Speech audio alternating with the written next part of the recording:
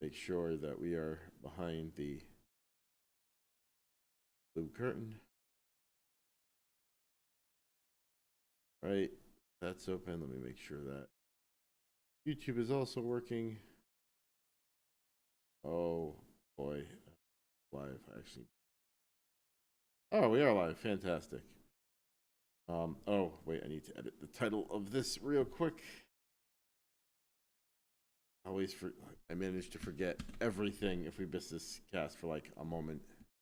That is the number one thing that I fuck up when I do the Akupara stream. I always forget to change the title.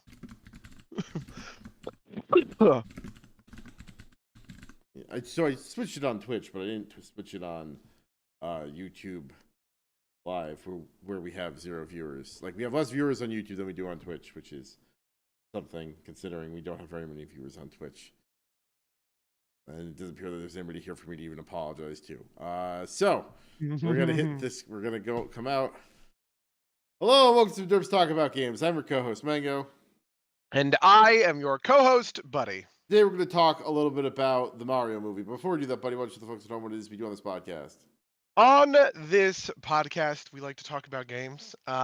We've been talking a lot about movies, and we're going to keep talking about movies for the next couple of weeks. But the big overlap is this is a movie about a game. This is the Super Mario Brothers movie, which is coming out in, super strong, probably going to make $1 billion, right? Just like blowing all the houses down, and I don't know. I guess Chris Pratt's performance wasn't bad enough wasn't cringe enough to stop people from showing up.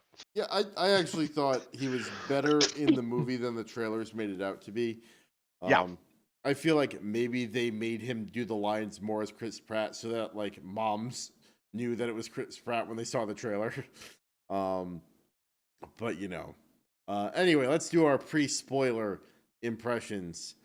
Buddy, what is your pre-spoiler impressions on this movie, or non-spoiler impressions? I gotta be honest. I found myself a little disappointed with the Mario Brothers movie, but this is a disappointment entirely of my own creation. So I kind of got my expectations up, unfortunately, because of the creative team behind the picture, which is Aaron Horvath and Michael Jelinek, who is they were like the executive producers who made Teen Titans Go. They made Teen Titans Go to the movies. They got hired to do this project. I obviously am a huge fan of Teen Titans Go and Teen Titans Go to the movies, and I was disappointed that their flair was not really on screen the way that I would have wanted or expected it to be, which is fair enough.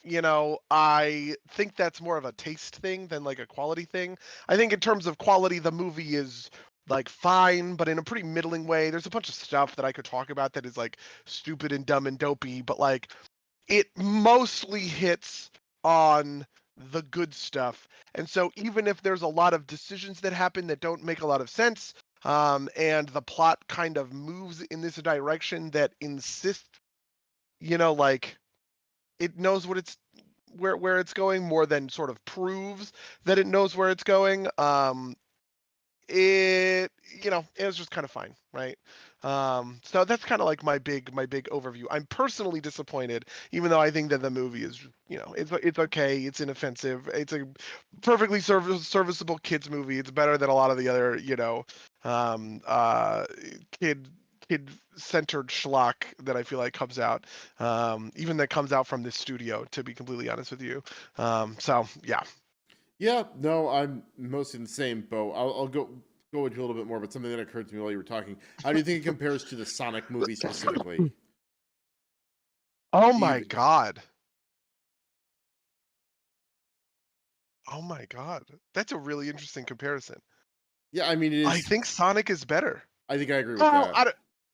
maybe Sonic 1 is about the same. Sonic 2, which we both said was better than Sonic 1, was better. Wild movie. The doesn't is So, ridiculous. so But I think this is actually kind of what you talk about when you talk about like movies like striving, right? Like I don't think Sonic strove particularly hard, but I think it strove more than the Mario movie, right? Like, I think this, like you said, this is a perfectly serviceable movie. It is like how the memory that comes to mind is like a white sphere, right? Like everything interesting has been sanded off of this movie. Lou in the chat says Olive Garden approves of this decision. Oh my god. You know, It's actually pretty funny. yeah. But like even like the audacity of like the Olive Garden like product placement made the Sonic movie more memorable to me than the Mario movie, right? Like the Mario movie Man, is okay, you have like fucked me up with this comparison. I have so many thoughts now. I'm like exploding with thoughts because I didn't even think about it. I didn't for once think about it. all right. Well, we will get to that. Let me get my thoughts out first, then we can go into it. Yep. Yeah. So I think the movie is fine. Like you said, it's kind of pablum. It is the most empty calorie movie I have seen in a long time, right? I will not remember this memory.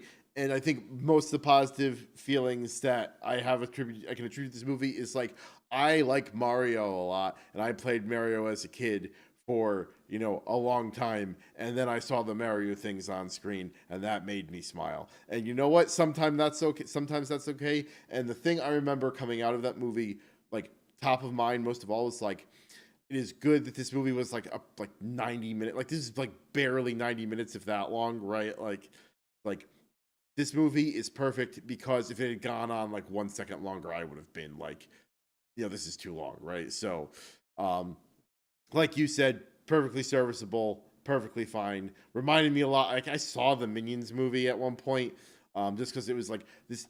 So, me and some coworkers back when I was in San Francisco were like, let's go see a movie, and like the common denominator movie that we could find that like no one like had strong negative opinions on was the Minions movie. Similarly, back in college, I went to see a movie with some of our mutual friends like Barry and that group of people, and I wanted to see like the Cloud Atlas or like Yes.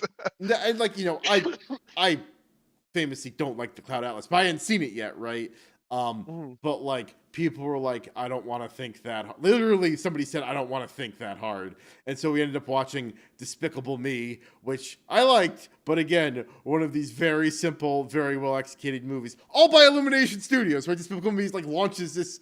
Well, so the funny thing, I would say the Minions is bad. This is what I'm throwing shade at, right? Okay. Which when I say other movies by this studio that I think are schlock, like that's Despicable Me, or not actually. Despicable Me, I thought was pretty decent. Despicable Me, I think is good. The sequels, have you seen either of the sequels? I have not seen the sequels. I have seen both of the sequels, and they are both bad. They, and like this is the stuff. The Mario movie has real heart, right? It just kind of has the most basic of heart. And the weird thing is it's like an anti-Gonzo movie in a way. Whatever. We'll talk about it. I'm sorry. I'm stepping all over you. Go ahead. No. That was what I wanted to say, right? So I'm actually gonna say that like we'll put the spoiler marker here, but like Sure. There's really nothing to spoil. Yeah, right. Like also, buddy, real quick, make sure you're on the right mic. It feels like you're like you. Oh. Am I on the? Oh, I might be on my. I think you're on if it feels like you're getting interference when you're not even like on the when you're like you like I do the stream over this mic, but it feels like you're getting weird interference. Anyway. Okay. Well, I have changed to be on the right mic, I think. So. Yeah, definitely. Very smooth, silky smooth. But point being that like there's not a lot to spoil for this movie. Right, like you could know every plot detail, and the point is you see Mario rendered in 3D, and you see him like do stuff. So, spoiler warning, spoiler, I guess for Sonic, right? Like, yeah, I mean, there's a couple of other touch points I have for here, right? Like Warcraft, for instance, is my favorite of the video game movies.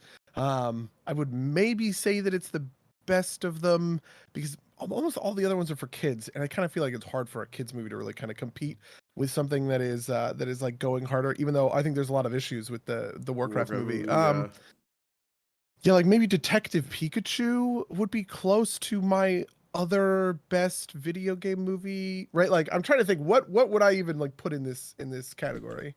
Because there have been a lot of video game movies that have come out over the past couple of years. Yeah, I mean, like Monster Hunter and Mortal Kombat. Like, I didn't see Uncharted. We didn't even do Uncharted. Yeah, we didn't even do Uncharted. I Yeah. forgot about it, to be honest. There's also Rampage. The Rock had that Rampage movie. Yeah, I guess But it's just like, yeah. we could count Free Guy, which we both hated. Uh, Oh yeah, Free Guy. Really, really hated that bad boy. Mortal Kombat we did. Yeah. Oh, did you ever watch the Tomb Raider movie?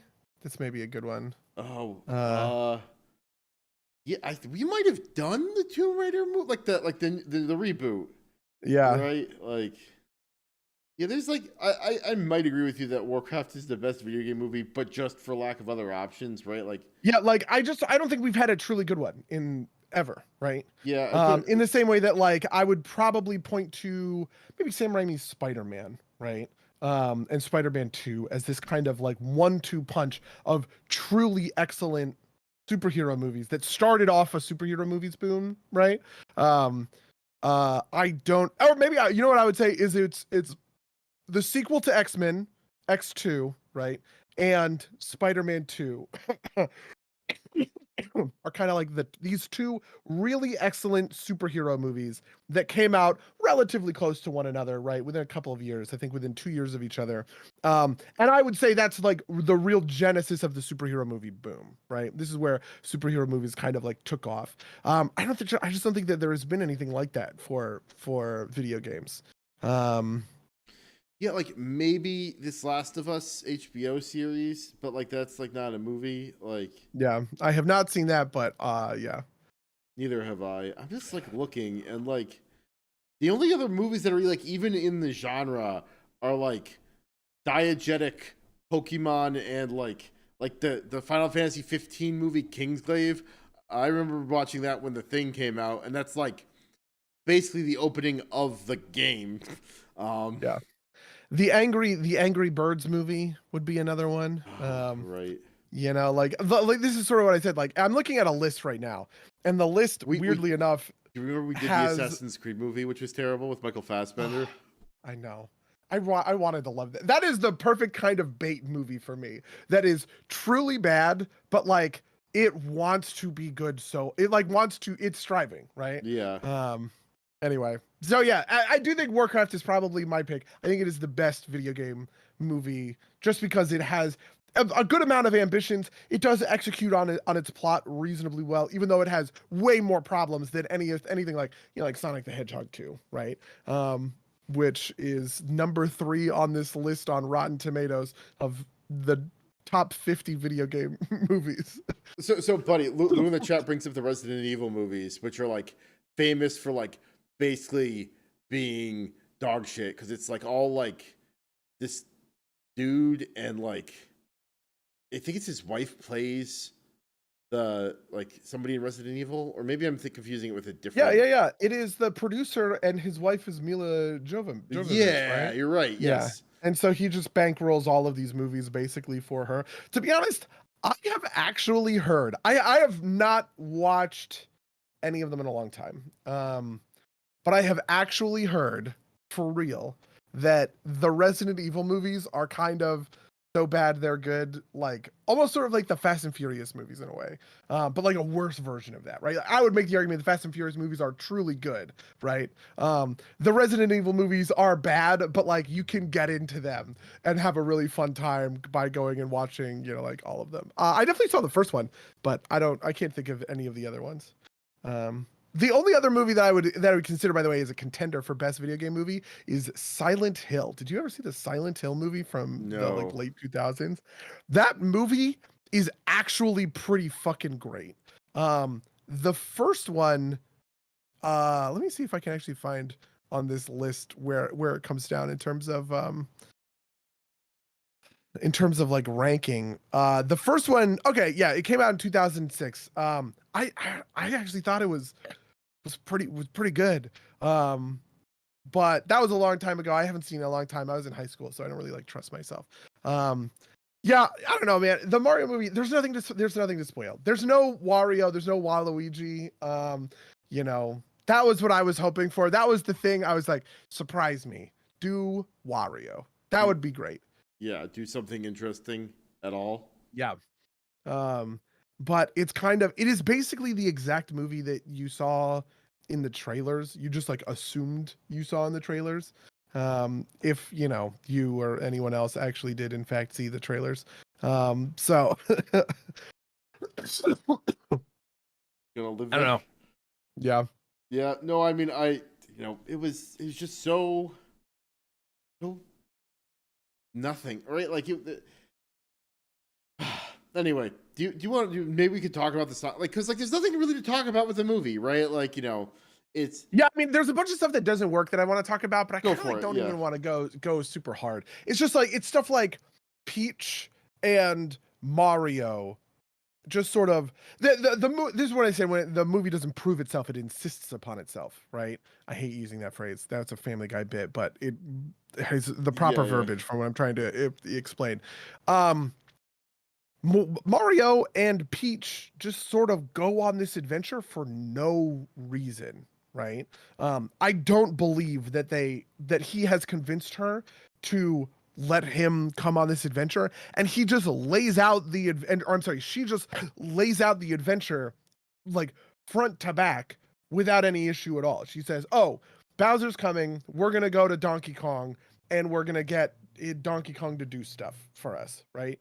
But there's no like thought or it is just the movie sort of painting like traffic lines to where it's going to go next, and there's no issue about it whatsoever. It just goes, "Yep, Donkey Kong exists in this world.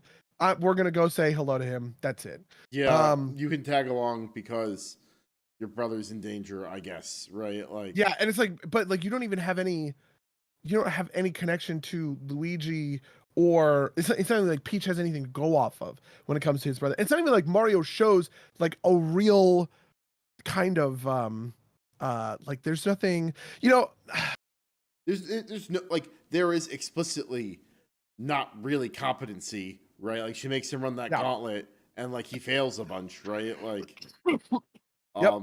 and it's not like it's not like the tenuous thread, I guess, is like he is a human and he's like the first human that she's seen ever, right? Like, I guess. But there's not even anything special about that until later, right?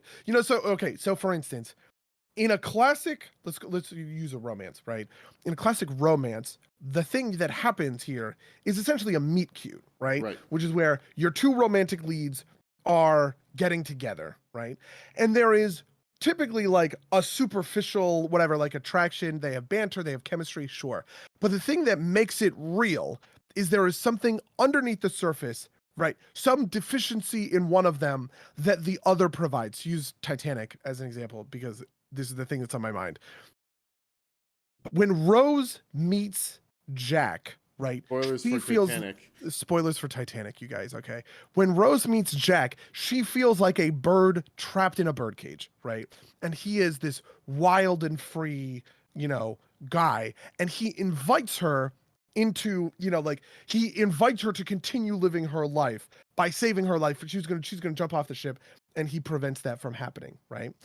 They have this back and forth. They have this banter, but the thing underneath the surface, right, is that he provides this thing, and she has a real connection like with him, right? In an adventure movie sense, maybe I'm trying to think of like a good like action movie that fulfills this role. Oh, actually, I'm sorry. I have the best example for this. I'm a fucking moron. In the Fast and the Furious, right? Dom and Brian also have this, right? This adhesion, right? Where they superficially get along, they have this sort of same interest, but Brian's integrity, right, in the way that he shows up to save Vin Diesel's life save him from going to jail. The cops are after him, right? When all of the rest of his friends have bailed, that shows Vin Diesel, that shows Dom that Brian has integrity, and he is the only person in his crew that has the integrity to keep him out of jail. This is the real connection, right, that they have. Peach and Mario don't have this bond. They get it later because as they're on the adventure, she talks about how, oh, I'm the only human, right? I don't know where I come from. I feel lost or whatever. But it's not like none of that is ever really on display in the first hand, right? Yeah, it gets mentioned, and then they do like the slow down moment when they see each other for the first time, and that's like that's your romance right there, right? Like, you know. Yeah. And so that's and I also think that, oh boy, oh god, how am I gonna make this argument? I also think that the way in which the movie plays Mario's incompetency for laughs really undercuts the story in a lot of these situations, right? Which I actually understand where the impulse comes from, and it's because of Teen Titans Go, because they do that with Robin. Robin is most commonly the butt of the joke in Teen Titans Go, but Teen Titans Go is an ensemble where you have 4 wacky goofball, you know, Cyborg, Beast Boy, Starfire, and Raven. You have these 4 wacky goofball joke tellers who all have their own dialogue and snappy delivery or whatever. And Robin is the straight man that they are kind of perpetually making fun of. And even Teen Titans Go to the movies, right, makes fun of Robin implicitly by the way that he wants a movie about himself. This is the whole plot of the movie. He wants a movie about himself, and he is denied that at every turn, right? There is no respect for Robin, right? Robin also exists in a cultural, like, you know, Teen Titans Go only works because we know who Robin is. Like, we know who these superheroes are, right? Like, you could not, out of the ether, make, I don't know, adolescent Avengers Go, right? Like, that are like 5 characters you haven't heard of, right? Unless they're like explicitly trying, you know, they're explicitly pastiches of another character, right? Like, Teen Titans Go works because we know who Robin is kind of in the cultural context. Yeah, right? and it is making fun of that other version of Robin in a lot of ways, right? Yes. It is I don't want to say it's a parody, but it is a parody, right? It is a parody of the version of Robin that you see in every other superhero movie, right? Yeah. Honestly, the version of a lot of superheroes, like Robin is archetypally like a lot of superheroes. He kind of stands in for, you know, Superman or Batman or whoever else when the story wants to be about that kind of a noble justice, you know, person being made fun of by the essential like Looney Tunes that are all around him, right? But even in that movie, Robin is competent, right? Because when it comes to the action, when it comes to the fighting, right, there are not jokes being paid at Robin's expense in terms of his skills and abilities. He can still, you know, go toe to toe with whoever, you know, like whoever it is, right? And he is fighting alongside all of his friends, even as his friends are making fun of him. So he's like, his competence as a superhero is not in question or in doubt. It is just that he has an attitude that gets constantly made fun of, right? In the Mario Brothers movie, Mario doesn't really have an attitude or a character or like a personality like that. And there's no ensemble really. It's mostly just him and one other person, right? It's him and Toad, it's him and Peach, it's him and Donkey Kong, right? But he is constantly being undercut in terms of like what he is able to accomplish and do. And, you know, as a figure, I don't believe that he is like a real hero who's capable of doing anything, because the movie is constantly making fun of how useless and powerless he is. Does that make sense? It does in some ways. Like the other part of this too is like, I think I generally agree with you, but the problem here is, and this is the problem they made with the first Mario movie too, right? Like, it's kind of like they're playing this up as kind of like a fish out of water story, right? Like neither of these, you know, Mario and Luigi don't know where they're going or where they are. Like they don't know what's happening, right? And so like him not understanding how things go makes sense in the kind of like the diegetics, I guess, right? Like it makes sense that like if you were an Italian American plumber that got transported to a world with pipes and talking mushrooms and like turtles that you had to jump on, you wouldn't have the hang of it real quick, right? But like, it's also but like that's like not super compelling because he's not like, this works like a superhero movie because you've got someone like playing with like new powers they're trying to master, and their typical first villain is someone who has mastered their powers either faster or like already had their powers, right? Like this is like, you know, Oh yeah, this is classic stuff, right? The Yeah. villain stays constant, the hero changes, right? So for instance, Zod starts the movie of Man of Steel more powerful than Superman, but Superman's ability to grow and change and work together with the humans is the thing that ultimately undoes Zod, because he is rigid and refuses to change or grow, right? In order to, you know, beat back Superman, right? This is Sure. the common thing. The person who is capable of change loses in the first fight and then wins in the second fight because he changes from A to B. Actually, Aquaman would be a better example of this. Aquaman loses to Orm in that first fight, but then he goes through his character arc, he changes, he accepts responsibility for, you know, the people and the duty that comes with being a king, and that gives him access to the special trident or whatever. He fights Orm again at the end of the movie, and he's actually capable of beating Orm one-on-one this time because he's gone through that arc while Orm has stayed the same, right? This is any movie has this kind of shit. And like, I mean, you could even do that with this, but you don't, right? Like because like the arc of Mario's arc is like he is self-confident and he believes in himself, right? And then like he, you know, he's like semi-competent for a while, and like his arc in the final moment is like still like actually like still believing in himself, right? Like, you know, like it's not like it feels like Luigi should have been the star of this movie, and he like arcs through like, you know, he's a coward and becomes like a brave person, right? Like, yeah. So it's like, and I think there's a certain part of this that is built to be about, in a metatextual way, video games, right? Like I had a moment where I was like, it's actually kind of clever that they're going with this. Where Mario's thing is he just keeps getting up and doing the course over and over and over again, right? But the movie, that's me projecting onto the movie. I don't think the movie actually supports that, right? Because it does a little bit. You don't know when to stay down, right? Like that's like the thing that happens. Like it's like muddy, but like that's kind of what that is, right? Yeah. And it's also not like he gets real pushback and has to show. So for instance, imagine a version of things. Peach says, do the course, and if you can do the course, you do the thing, right? And then she like goes through all this exposition, whatever. He does the course, he immediately like flubs. There's a version of things where she says, sorry, Mario, you're out of luck. And she walks away. But he goes, you know what? I'm not leaving. And he just stays there and he keeps drilling it over and over and over again. She comes back the next morning and he's doing, like he's doing loops of it, and right? Mulan has climbed to the top of the tower and like pulls Zero out, right? Like, you know. Yeah, but that's the scene you're talking about, right? Like, you know, she rejects him, she walks away, and his stick-to-itiveness is what, like, she should not be supportive in this situation, right? Like, yeah, exactly. But she is explicitly supportive of it. In fact, I would say that she like encourages him, which is all part of this sort of like muddiness or whatever, right?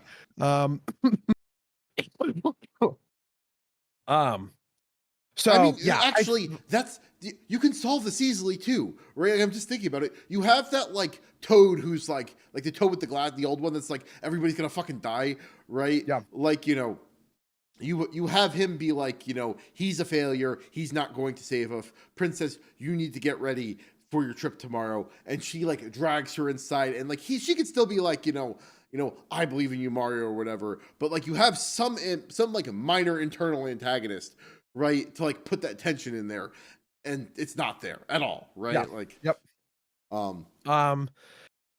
and so I think that stuff is sort of frustrating. I also just think that like it's trying to make some sort of, this is the metatextual statement. It's about like video games, right? The nature of video games. So for instance, one of the things I'm doing right now is I'm playing StarCraft 2, right? I've been talking about StarCraft the past couple of weeks. I'm playing StarCraft 2, and my new thing is I'm getting all of the achievements, right? Because I've actually never done that in the campaign before, where I'm going through and I'm doing, there's an achievement on normal and an achievement on hard. They don't give you anything gameplay wise, but I just like the idea. There's a little placard when you beat a level. And in there's like a little grayed out achievement. I just want to have all of those filled in, right? Just for my own personal whatever. Some of those achievements are pretty hard, and I've had to replay the levels in order to get them, right? And there's something about that tenacity that I think is universal about video games, right? This idea that you're gonna start over and try again, right? Before the cast, I was telling you about how Zoetti, I beat Zoetti in an older version of the game, but now that we have, the game comes out in a couple of days, and I have that launch version of the game. I wiped my save and I started over, and I'm having trouble beating it again. But that doesn't mean that I'm stopping myself from trying. So I actually like that a lot. And when I say that the movie has heart, a lot of it is in this stuff, right? It's in that, you know, I get knocked down and I get up again sort of mentality, and figuring out how to you know, keep persevering even when stuff is tough. But I don't think, even though I thematically like that, and I think that it's like real, and the movie gets some like credit for it, I don't actually think that it wants to be about that, because the movie kind of doesn't want to be about anything, right? It is just sort of the polished white sphere on which to, you know, reflect back at you. I saw this in Mario. Yeah, you know, oh, he's got the cat suit. That's from the new game, right? Like, you know, Yeah. I mean, I have other issues with the power-ups themselves,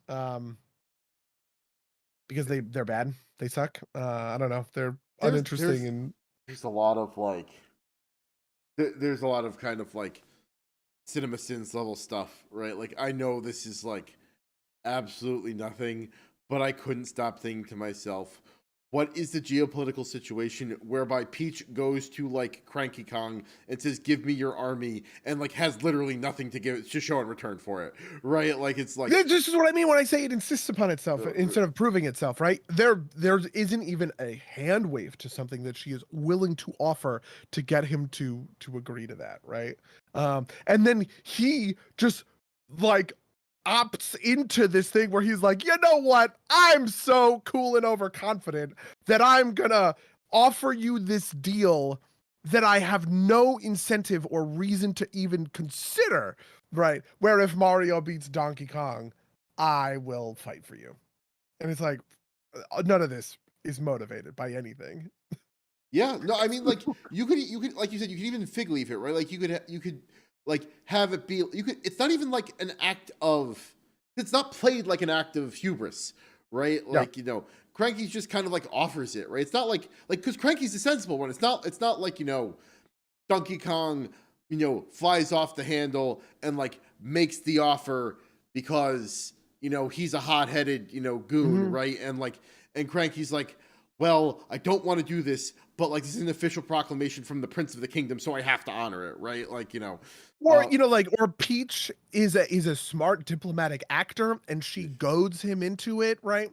By, you know, saying whatever, and then it's like, oh well, actually Peach is pretty good at playing these politics or whatever, and she recognizes that Donkey Kong is a hothead and is able to take advantage of that in order to get her way, right? Like, there's just no consideration for any of this, like any below the surface thought. Again, there's like a little bit like that. Like, if you really wanted to like go to bat for them, like, you know, she says, if the Mushroom Kingdom falls, then the you know, the Monkey Kingdom or whatever their name for it is comes next. And like, I could see that being like a real justification if they put anything into it, anything at all into it. She just kind of says it, and we like, I guess we're supposed to take it at face value, even though like there's like no discussion of like why.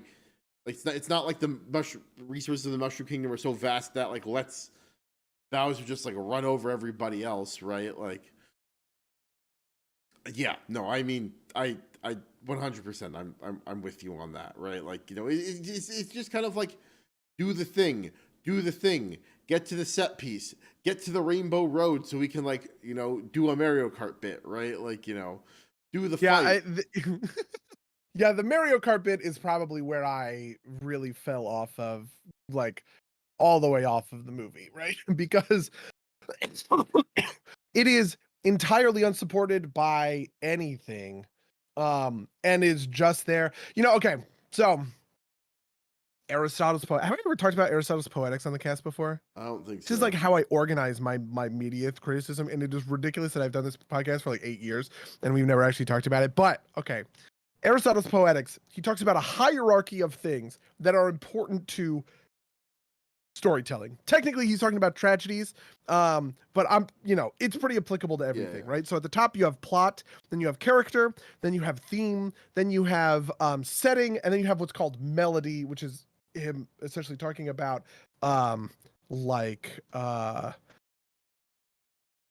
you know, just things have to look good aesthetic, right? And then you have spectacle, right?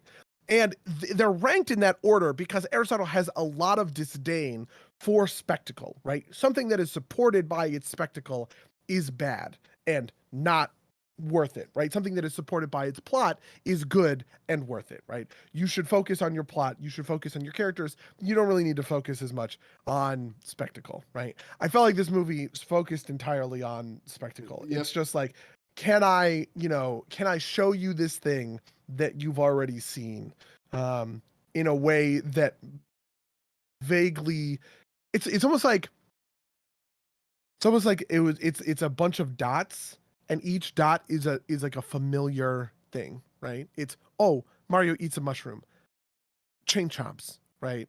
Rainbow Road. And the movie is just trying to figure out how to connect each of those dots, as many of those dots as it possibly can, right? Yeah, I feel like that's what the whole Rainbow Road thing was. It was just complete ridiculousness, just to shoehorn the expected thing of, oh, I know Mario Kart in there. Yeah, no, I mean, they like at every turn they like could like make an interesting decision, and they don't, right? Like this thing that kept occurring to me is like, Bowser somehow knows where they are all the time, right? Like they, none of their plan, their part of their plan is for this to be secret, and none of it is ever secret. And I'm like, oh, maybe the twist is going to be like Toad's a mole, right? Like, because like he's the only person who has access to all this information. That would make some amount of sense, right? Like that, that's an explanation for why this happens. And like, you have like a big reveal that it's like that Toad is actually like a comic in disguise or something like that, right? Like, but it's not, right? It's just kind of like, I guess, it's not explained, which is fine, but like there's like nothing. It's just like, it's like there's nothing, right? Like it's just kind of like they know where they are so that the plot can happen, right? Like, Bowser never uses the star because so the plot can happen and the Mario Brothers can take it, right? Which is like, I don't know, that was like the most aggravating Deus Ex Machina too, right? Like they grab the star and then like they're literally invincible, which apparently like nobody knew how it worked, I guess, right? Because like, and like, is there only one of them, right? Like it's. Yeah, I mean, I liked. What did I like about this art? I liked the effect, the visual effect, where like it kind of covers them with their force field. Right, that like, was cute. Yeah, I like the music. Actually, this is no holds barred, a real positive. The music was great, and it was great because it used all of the familiar themes. Yeah. Right. This is something that I think a lot of stuff has been missing in terms of video game, content, but just in terms of other like musical stuff, right? But we're seeing it more and more, which makes me happy. Like, for instance, in the Flash trailer, they play the traditional Batman '89 theme song for Michael Keaton when he shows up, right? In the Shazam movie, right? They play Wonder Woman's theme, even though it was fucking ridiculous because they didn't change the instrumentation, so the timbre of it was all fucking wrong, right? And in Mario, they use a lot of the classic Mario songs, but they vary them, right? And put them in the proper context. So it is the melody that you expect. We were listening to the Star melody, but it is the Star melody as arranged and orchestrated as if it is the triumphant hero moment of the movie, right? Which I think is unambiguously good, right? And the kind of shit that I wish, I don't know, we saw more of in these sorts of movies. I'll give you that, right? Like, like you said, this movie is all wrestling spectacle, and I think the spectacle's pretty good for what it is, right? Like as spectacle qua spectacle, it's good. It's just not in support of like an interesting plot, right? Yeah. Like, which is weird because we both said that the Sonic movie was better. Yeah, no, I think it is because like, yeah. Because the Sonic movie has like the plot's not great, but it's got character and it's got like Jim Carrey chewing the scenery, right? And we almost had that, right? Like Jack Black does a pretty okay job as Bowser, but he gets like the problem is like when Jack Black is like being like cool. He's being Jack Black, which is like not, and he's not being Bowser, right? Like Yeah, I do like Jack Black as Bowser, and I think that it was good in the movie. But my thing with it was he doesn't interact with the heroes at all until the very end of the movie, right? And it keeps cutting to him, and he's doing funny shit, and that's fine. I like, Bowser singing about Peach, and I like this thing of like Bowser is ridiculous and wants to marry Peach because it kind of puts a hat on, or a lampshade on maybe, the ridiculousness of the plot of any of the Mario movies that Bowser is constantly trying to like marry Peach or whatever. And actually taking that serious is so nonsensical that it is inherently a joke that they play into. I actually thought that's pretty clever, and I'm on board for all that. But he doesn't interact with them ever at all until the very end of the movie, which I think that's the thing that I'm just like, okay, come on, you have to give me something there, right? There's this weirdness where like, so Bowser as a character in the Mario canon. I know this is like a weird way to go with this, but like there are two versions. Let's go. There are two versions of Bowser, right? Like in the mainline games, he's basically a terrifying hell beast, right? Like he breathes fire. He's like as murderous as you can be in a children's game, and he's like a terrible person, right? In any game where he's like the secondary villain, this happens most commonly like the Paper Mario games, right? Like he's like a blundering goofball. He's your classic kind of like,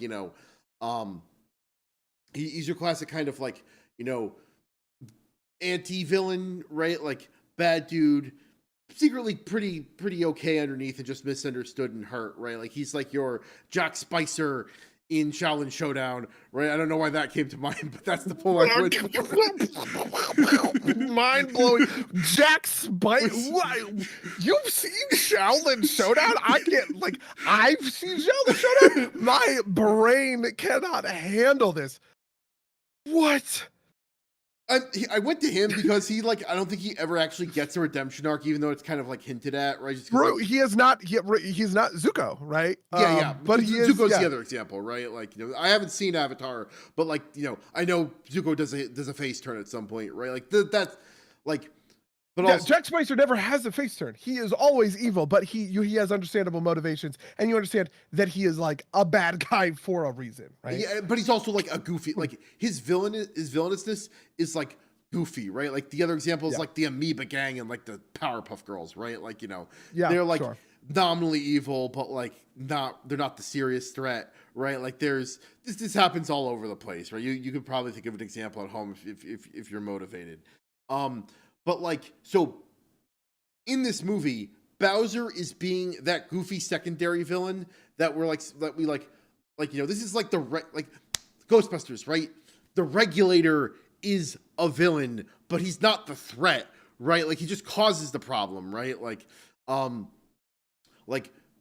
Bowser in this movie wants to be that secondary villain, but he's like doing the secondary villain shtick while being the primary villain.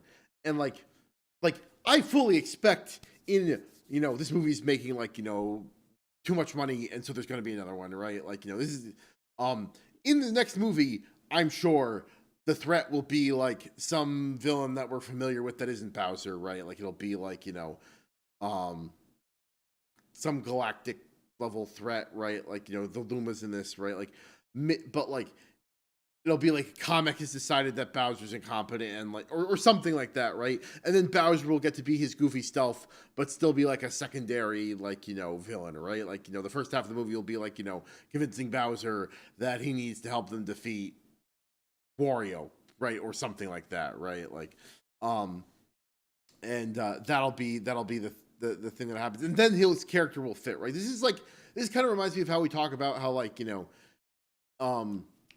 not Daredevil, Deadpool, right? Deadpool is good in a Deadpool and Cable movie because Deadpool's actually the secondary character. And and Cable's like our primary primary thing, right? Like this is like how Plastic Man in an ensemble cast is like always a secondary character because he's goofy, right? Like Bowser can work as this goofy version of himself when there's like a real serious threat to deal with, right? But like it doesn't, I don't think he works quite here when he's just kind of like he's goofy and like you can't really hang your hat off of it, right? Like, I,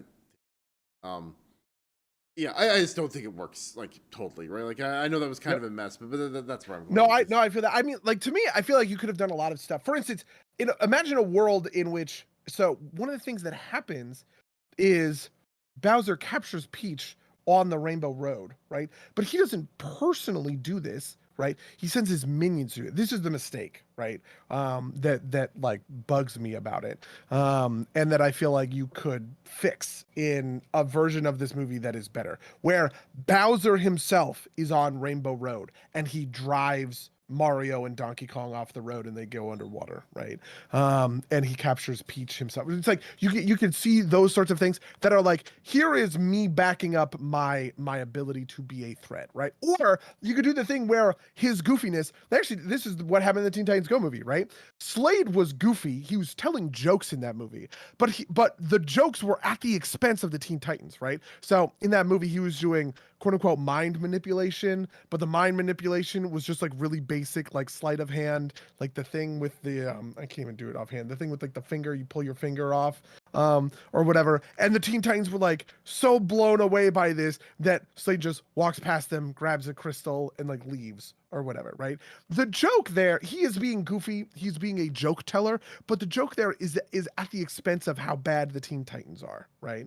And you probably could have done something relatively similar with Bowser in this, where he is telling the jokes, he is a funny guy, right? But he is triumphing over the heroes and establishing himself as a threat while he is doing those things. I don't feel like any of that really happened. That said, I still like Bowser the most in terms of any of these characters. I agree with that. Sorry. To be honest, character I was probably most disappointed in was Donkey Kong, because I think if we're making fun of Chris Pratt for just doing the Chris Pratt voice, Chris Pratt tried to be Mario more than Seth Rogen tried to be Donkey Kong. And that bugged me. Yeah, no, just on a basic, yeah. We mentioned this before the cast, but I think it was before the cast.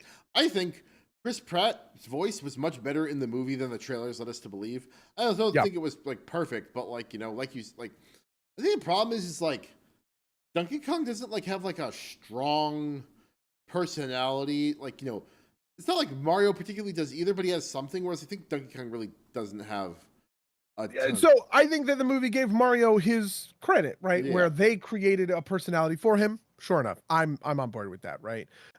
Which is funny because Sonic does the opposite. Sonic, I actually think the Sonic games establish a personality for Sonic better than the Mario games establish a personality for Mario, right? Because in Sonic, the fact he is a, you know, wise cracking, fast talking, you know, whatever, right? Like attitude, yeah, that is the thing in his games. But I don't think I could compare that to something similar in Mario. When does he ever have personality in any of the games? Yeah, Mario is just supposed to be like a kind of like a player saver. Also, because it's not like he's got like plot heavy games, right? Like, you know. Yeah. And like his entire personality is literally just like, you know, take the stereotype of like Italian American from Brooklyn, right? And just like take all of your cultural context about that and like shove it into Mario. And that's how you get Mario's character, which is fine, right? Like, you know, talk about representation. That family felt pretty real to me, right? Like, you know, fair enough. You know, I guess when Mario's dad said like, "Why would you leave a good paying job?" I was like, "Oh no." That's actually really funny. That's like literally my dad, right? Like, and his dad, right? Like, you know, like that rang very true to me. You know, fair enough, I guess. I was actually going to shit on the Brooklyn stuff because I think that it is fine in the sense of I think it's okay to create a context for Mario to live in. Right. I just think it's superfluous, and I sort of just wish we didn't. I don't like any of this stuff with like the real world, the fake world, any of the metaphysics that are involved. I just kind of want Mario to live in the Mushroom Kingdom. Do you know what I mean? Like, I feel like if Mario was just a plumber, then he happened to have an Italian accent, he has a brother named Luigi, and they wear these stupid overalls and gloves, and they walk around the Mushroom Kingdom, and oh no, he has to go repair a pipe at Peach's castle, and then he stumbles into his hero's journey from there. I think that would have been fine. And that's kind of what I was going for. Or kind of what I was like expecting. I think the thing of Mario like stumbles into the Mushroom Kingdom, and then they go back to Brooklyn, but then like Bowser shows up on the streets of Brooklyn. I was like, what? Oh, sure, whatever. There is a part of my mind that immediately went to like, a CG Mario World Alex Jones going like, and you're telling me this plumber who just had an ad on television just so happens to save the city? Because like, he caused the problem, right? Like he's the hero, but like he also like sent the bullet bill into like Brooklyn. We're like a massive bomb that's apparently sentient and capable of getting angry, which, again, this is CinemaSins level shit, right? Like it's a kid's movie. I'm not actually mad about this, but there was a part of me that's like, there is a body horror cut of this movie where like the bullet bill is like, I live to explode, right? Like, in this act of defiance, like refuses to blow up on the castle, just chases Mario instead or something, right? But yeah, well, the weird thing about that for me was I was like, if Mario figures out that he can trick the bullet bill, right? Why doesn't he trick the bullet bill into blowing up Bowser's floating island volcano? But, yeah. You know what I mean? Why does he trick the volcano into blowing up the pipe home? And then I was like, oh, this is actually kind of clever. He is sacrificing his ability to go home. He's trapping himself and Luigi in the Mushroom Kingdom, right? And that is this is his thing, where there's gonna be some moment where Luigi's gonna be like, but Mario, we'll never be able to see mom and dad again. And he goes, there's no other way, right? And he makes this heroic sacrifice, and now he's locked in the Mushroom Kingdom forever. He can have his whatever. Sure, fair enough. But no, then they just go to Brooklyn, and I was like, okay. And then you know what is funny? I thought he was gonna get like Uncle Ben here, where Bowser was gonna kill his dad or something, kill his mom. And then that didn't happen, and I was like, right, what movie do I think this is? Yeah. Like where the Bowser is gonna incinerate Mario's mom to a fucking charred black skeleton? Like, what the fuck was I thinking? But just like the movie left me so unmoored that, I don't know. I was thinking all kinds of things, especially because there are moments. It's like in Teen Titans Go to the Movies where they're doing the back in time montage where they're going back and they're changing all of the superheroes or whatever, doing stuff like dropping a 6-pack of soda cans in the water, and they watch Aquaman start to choke on it.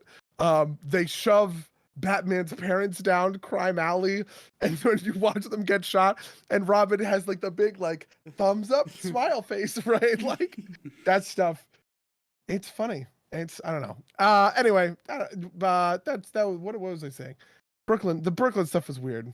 Yeah, no, I mean, like I said, I appreciated it from just kind of like a Brooklyn, a Brooklyn as Brooklyn type thing, but like it was like slightly longer than it needed to be. Maybe like, I don't know. I don't think we needed this kind of like weird like meta plot point about them being like, kind of losers that like, needed to prove themselves as because like I think, I don't know, the problem is like if you try and do it you try and be too clever about it, right? Like then you get the old Mario movie, right, where it's like they're plumbers and like they solve this weird situation by using their otherwise demonstrated competent plumbing skills, right? Like, and then that like doesn't quite work, right? Like, because like that's like the normal version of this movie, right? Like, these two plumbers, we show them being competent as plumbers, they get pulled into the Mushroom Kingdom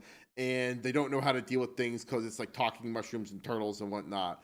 and then they solve the problem by being good plumbers, which is not a thing. You know, it's like, oh, the ancient pipe infrastructure of the Mushroom Kingdom is in disrepair because we haven't had a plumber here in 700 years, right? Like, you know, and that like wouldn't work either, but like at least it would like have like a structure that I would recognize. I don't know. And like I think part of the problem, maybe, just maybe, is, you know, Lou mentioned earlier, like Olive Garden, right? Like, I was thinking there aren't a lot of ads there's not like an ad in this movie, right? Except I'm wrong, because this is basically just like a set of cut together trailers for the current Mario properties, right? Like, Yeah. we have the catsuit power up, we have the ice flower power up, we have Rainbow Road, right? Go buy fucking Mario Kart 8 for Switch right after this, and you too can, like, you know, race Bowser, right? Like that kind of thing, right? Like it feels like it was mostly just trying to like beyond the nostalgia, like because I want to call it nostalgia bait, but it's not, because it's like a lot. It's like all the modern Mario stuff, right? Like it's not like there's a little bit of nostalgia bait, right? Like they have Charles Martinet being like Uncle Giuseppe, and he's also the voice of Mario's dad, even though he's not doing the voice for it, right? Yeah. But like, you know, that's basically what all of that this movie is, right? It's just kind of like cut together trailers of a dozen Mario games with some like light entertainment in between. Yeah, and this is part of what I think the Sonic movies do well. So something I saw the other day was a quote about the movie, or I'm sorry, the TV show Barry, right? The Bill Hader TV show Barry, which I have forever contended, incredibly great show, right? And there was a quote where one of the directors, or, you know, the showrunner, somebody was talking about how they had to do a lot of changes in editing because they realized that they were doing stuff for fan service rather than for the sake of the show, right? And he was like, and when we were filming it, we thought to ourselves, oh, the fans will love to see this, right? This is great. But when we were cutting it together, it's like the show started being another show for one scene and then swapped back afterwards, right? That it wasn't kind of being true to itself, essentially. Which I absolutely think this is, but it is just all fan service, right?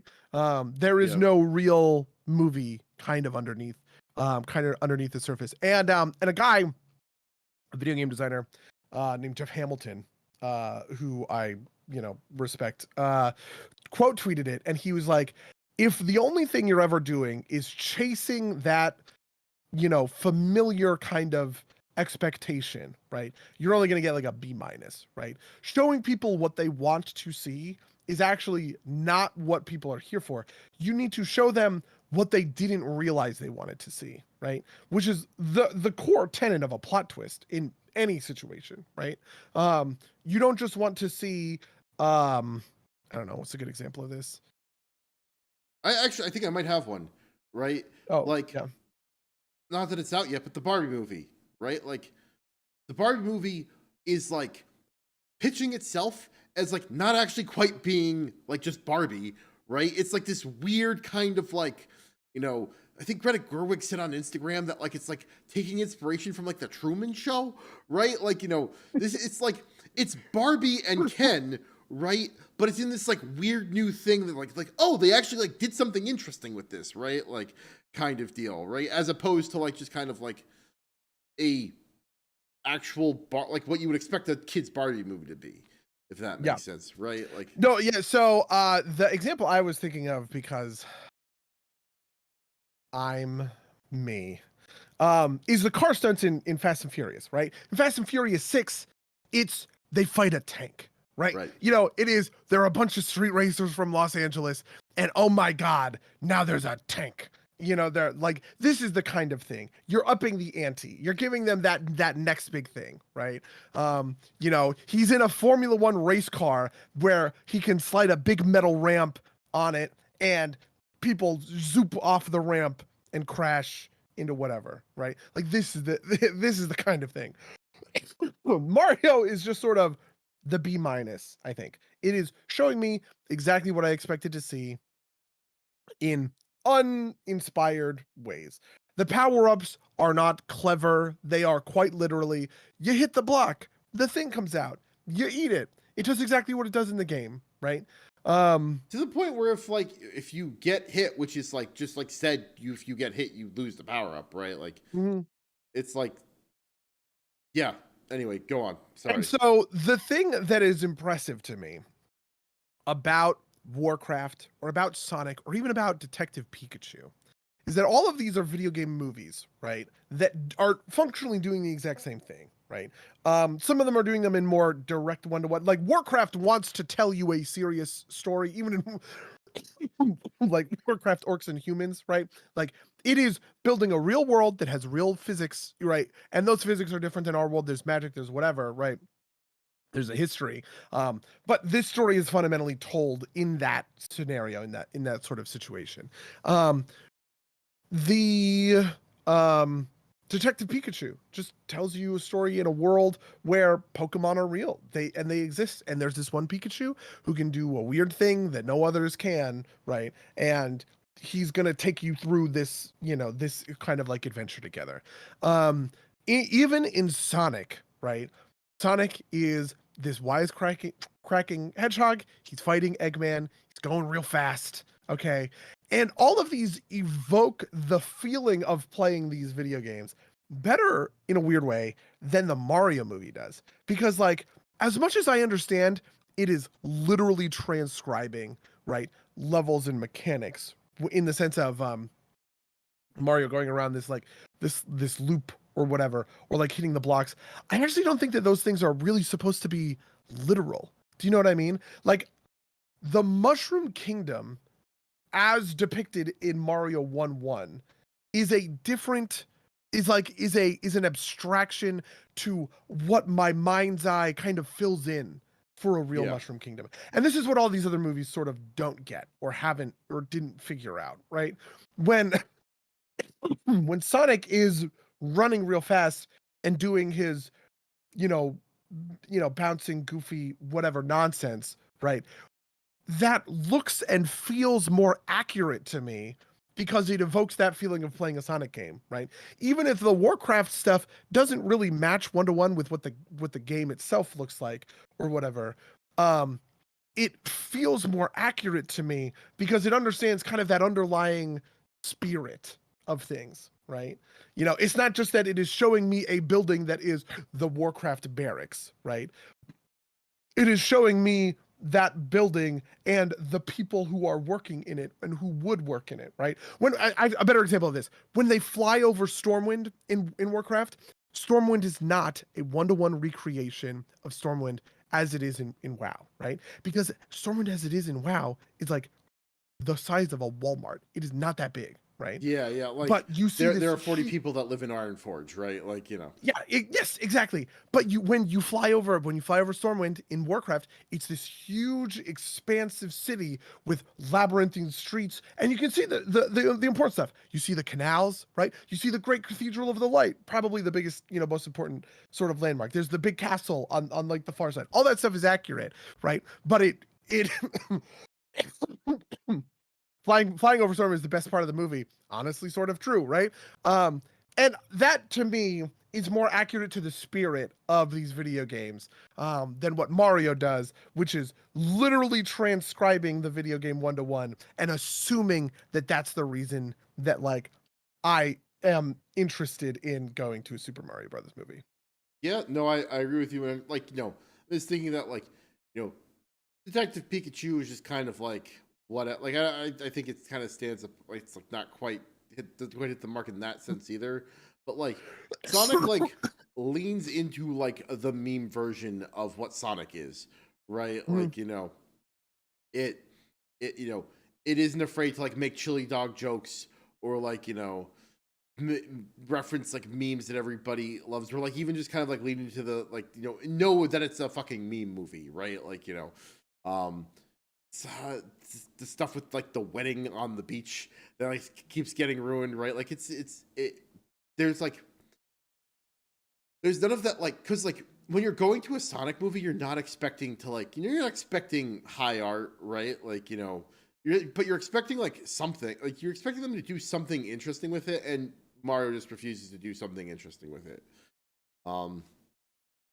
Which I guess is basically it. Yeah. Yeah. I don't know. There I thought we were go. gonna have a hard time talking about this movie. We managed to, talk for over an hour on it. I thought so too, but here we Yeah. are, an hour later. So, how was your last 2 weeks? Yeah, it was pretty all right. What did I do of particular note? I put a little bit of time into Hi-Fi Rush, just because I wanted to check it out. It's a pretty cool game. I want to put more time into it.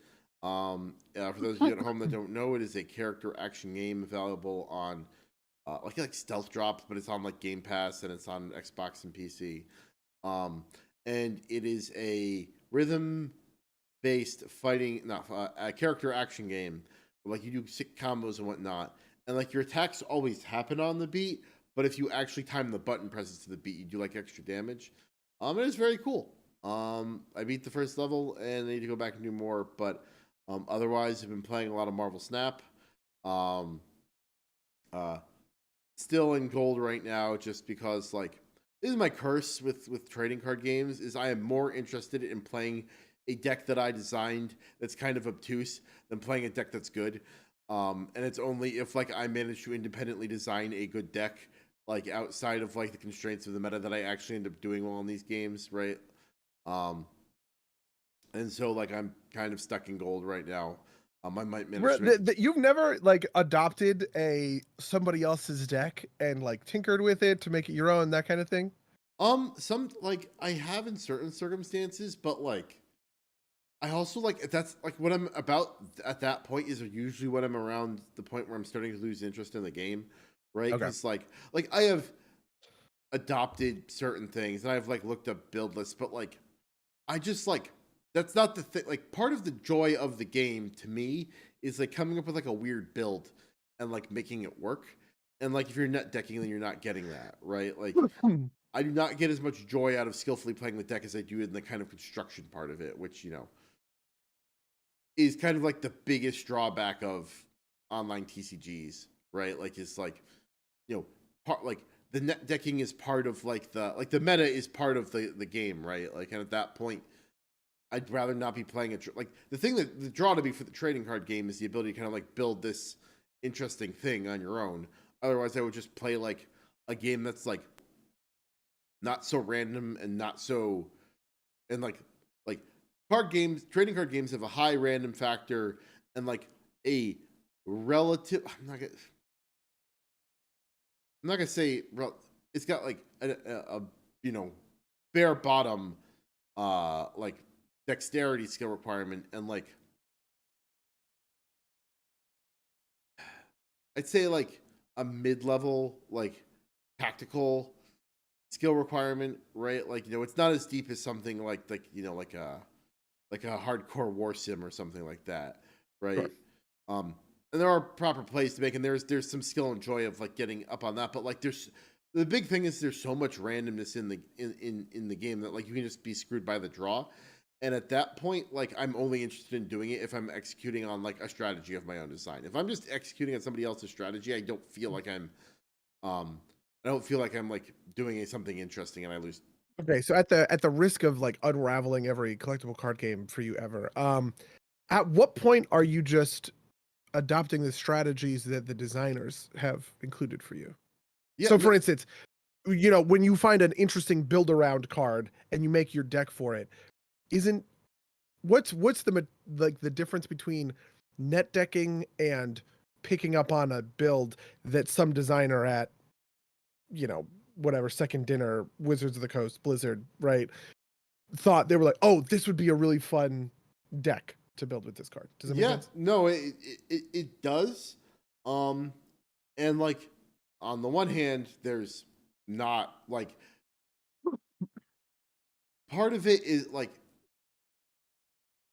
there's definitely some of that, right? Like but part of it is like trying to do it on my own in a way that's like figuring out that puzzle in some ways is satisfying, and two, also like doing it in a way that surprises my opponent, right? Because Okay. like my I guess my core assumption is that if I'm surprising my opponent, then I'm also surprising like a designer who didn't expect the thing in that place. Because otherwise it'd be a dominant like it'd be a dominant strategy, right? Or like Yeah, maybe not dominant, okay, but like yeah. I feel like there's a middle ground that I feel like I strike here because I think I do agree with you. I don't just like playing the best deck, but something I do like is refining a deck to feel personal and mine. So for instance, sure. in Hearthstone right now, I am playing because Warriors trash as ever. Um, I'm playing a certain version of Warlock called Thaddeus Warlock, Chadius Warlock, as he is also known, which basically is built off the back of this one card. Says, Battle Cry, discard a random undead from your hand. Death Rattle, summon that undead, right? So basically, you have a couple of really big, powerful undead minions in your hand, right? You play this guy on turn 5, he dies, and you're summoning a 10 mana card, right? Thaddeus is a 10 mana 11/11 that makes your cards alternately cheaper. You know, even cost cards cost 1, odd cost cards cost 1, and it swaps back and forth every turn. But because he's like Frankenstein, he has like polarity, right? But that's like the core function of the deck.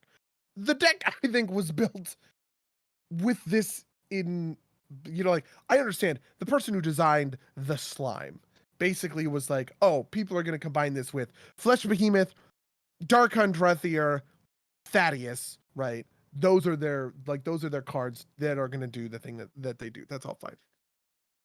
The thing that I find interesting though is taking that archetype and then refining, you know, pulling out cards I don't like in the archetype, putting cards that I think are more clever and interesting and putting them in the archetype. So for instance, the thing that I have done with this is I have put in Rivendare War Rider, who is he's just like a 6/6, like the four horsemen, right?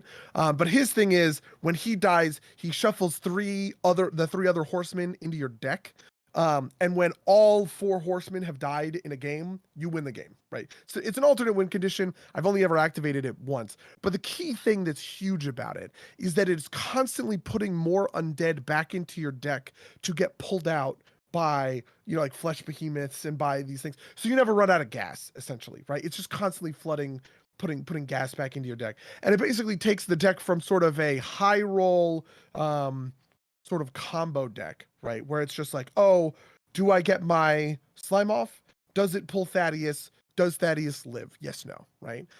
Into this thing that can kind of recycle a bunch of value because you have all these tools to resurrect undead and pull more undead back out of your deck. So even against like the long, deep control decks, right? Like I can win those matches, to be honest, pretty easily because most of the time they don't have good ways to disrupt my Baron Rivendare sort of infinite value stuff going on, right?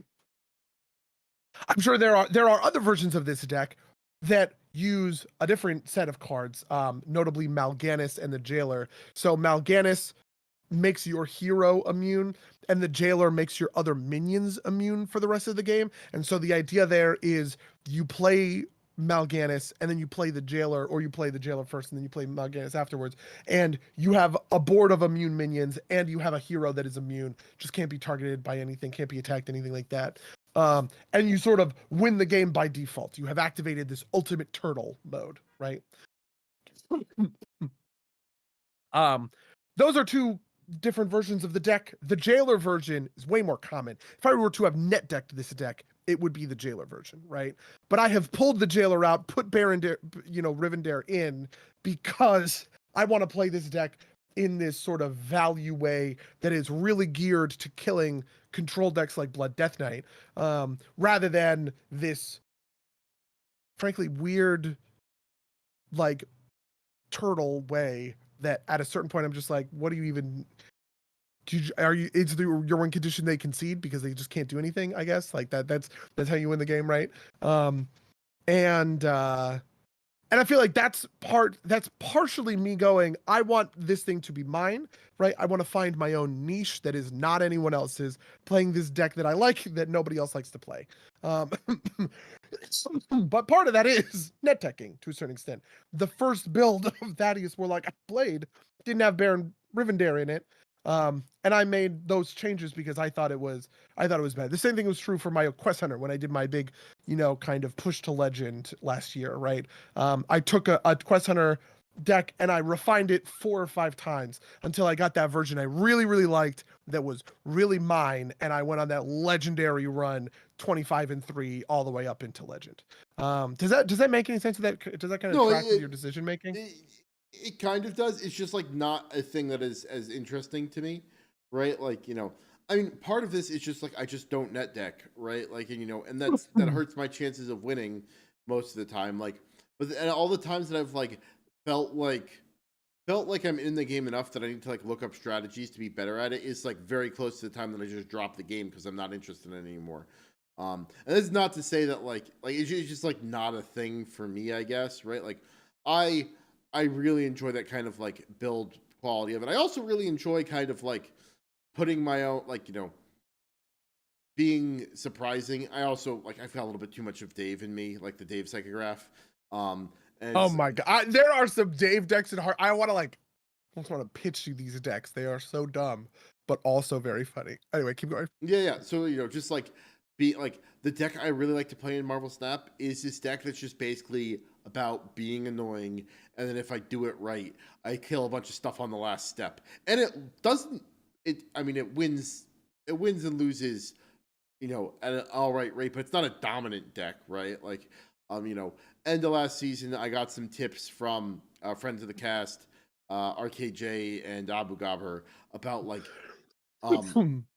like how to do a meta version of like the deck that I was like looking into, which is like a discard deck where it's essentially MODOK, when you put him down, he discards everything in your deck, and Hela, when you play her, she plays everything that has been discarded on the field. Oh yeah. The problem is if you have both of them in your hand and you play MODOK, you discard Hela, and you can't play her, right? And the piece that was missing is the way that this deck works is you play Invisible Woman, who prevents things from revealing, and then you play MODOK and Hela under Invisible Woman. So on the last end step of the final turn, they both turn up and they discard and play everything.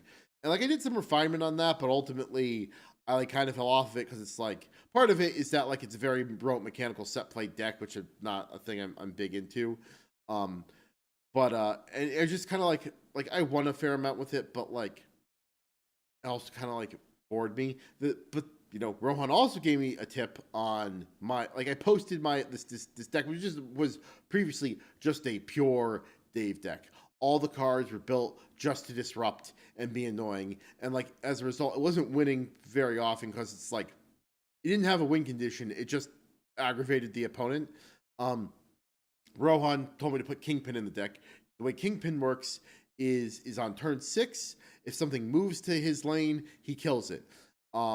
Which I just like I swapped out a couple I swapped out a couple cards and like cards that move your enemy's cards are also super fucking aggravating, right? Like so they fit well with the theme of the deck, and I kind of like rebuilt the deck with that card in mind, and like it's at a point where I feel like the deck is mostly mine, but it still like has this game plan and it's got a lot of stuff to play with it, and I'm constantly switching cards out of it, right? Like a popular deck right now that is infuriating to me.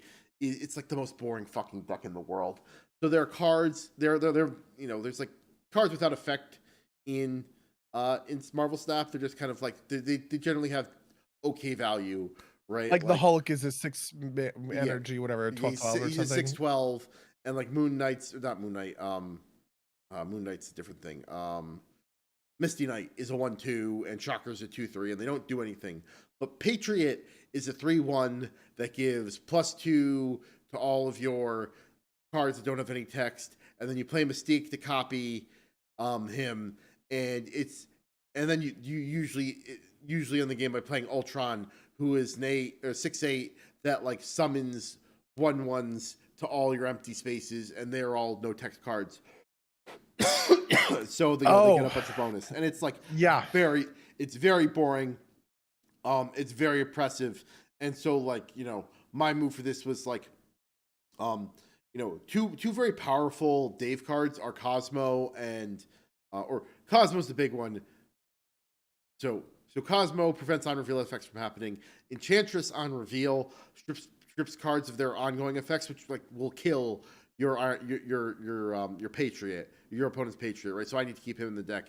But yeah, like this is like there are versions of the deck that I've done that run Cosmo. There's versions that run Enchantress. I'm running Enchantress right now because that's really powerful. There's versions that run Killmonger, which kills every one cost thing, right? I'm not running Killmonger right now because big one cost decks aren't popular. I'm considering putting him in because this fucking Ultron deck is so popular, right? There's versions that I've run with Armor.